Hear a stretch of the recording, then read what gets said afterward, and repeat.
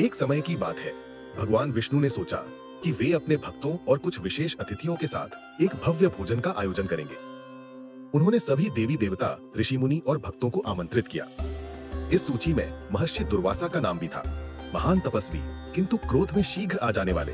एक एक कर सभी देवी देवता, ऋषि मुनि और भक्तजन पधारने लगे। जब महर्षि दुर्वासा पहुंचे, भगवान विष्णु ने उनका ससम्मान स्वागत किया।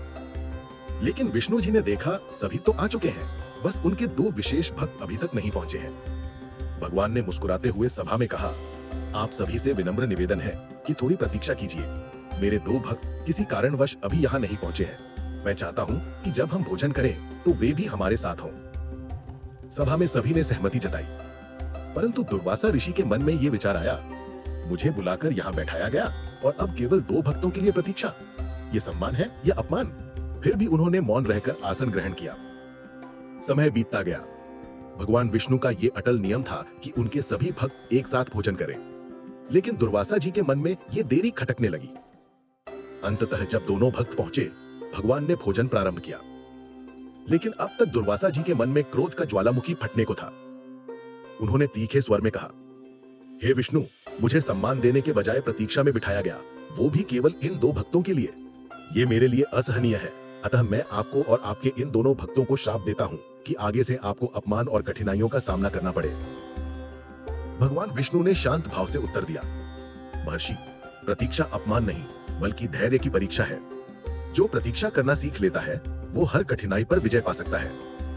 आपका क्रोध भी मेरी लीला का हिस्सा है, जिससे आज मेरे भक्त धैर्य और सहनशीलता सीखेंगे। और आज मैं इन भक्तों को ऐसी शक्तियां दूंगा कि वे संसार में धर्म की रक्षा करें।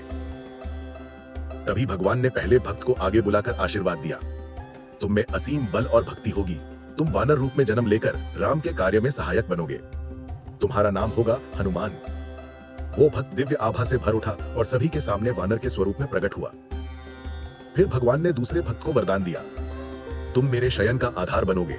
अनंत काल तक शेष नाग के रूप में मेरी सेवा करोगे। क्षण भर में वो भक्त विशाल नाग में परिवर्तित हो गया, जिसके सहस्त्र फणों से दिव्य प्रकाश निकल रहा था। ये अद्भुत दृश्य देखकर दुर्वासा ऋषि का हृदय पिघल गया। उन्होंने कहा, हे भगवान, आपकी लीला अद्भुत है। मेरा क्रोध व्यर्थ था, कृपया मुझे क्षमा करें। भगवान मुस्कुराए और बोले, महर्षि, क्रोध को संयम में बदलना ही सच्ची साधना है। प्रतीक्षा कभी कभी बड़े आशीर्वाद लेकर आती है। प्रतीक्षा अपमान नहीं, धैर्य की कसौटी है। क्रोध में लिया गया निर्णय अक्सर गलत साबित होता है। भगवान की लीला में हर घटना का एक गहरा उद्देश्य छिपा होता है। ओम नमो नारायणाय।